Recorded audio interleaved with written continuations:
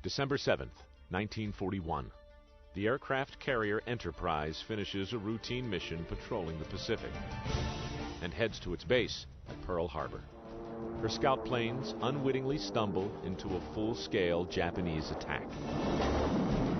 For America, it was the beginning of the war. For Enterprise, the first of many battles to come.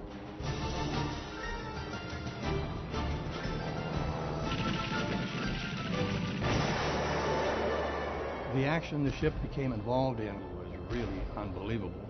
There were 20 major battles that the Enterprise was involved in and received a battle star for each one. Enterprise saw more action than any carrier in the fleet, fighting in all but 2 major Pacific battles. Over 4 brutal years, she amassed a combat record that remains unrivaled in the U.S. Navy.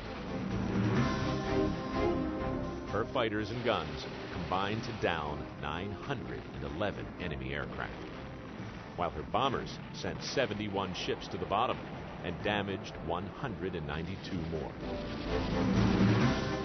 In addition to her 20 battle stars, she was also the first carrier to earn a Presidential Unit Citation, an award bestowed on the orders of Franklin Roosevelt. In May of 1945, the Big E was finally forced out of battle. A kamikaze pilot plunged into her deck with crippling results. The battle-scarred Enterprise limped home, but there would be more decorations to come. In November 1945, the Royal British Navy broke with 400 years of tradition.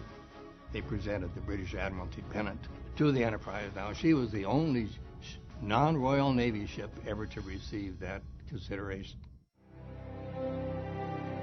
Perhaps distinguished above all else were the remarks of Navy Secretary James Forrestal in 1945. He called Enterprise one vessel that most nearly symbolizes the history of the Navy in this war. Symbolic or not, the USS Enterprise was certainly the most decorated warship at sea.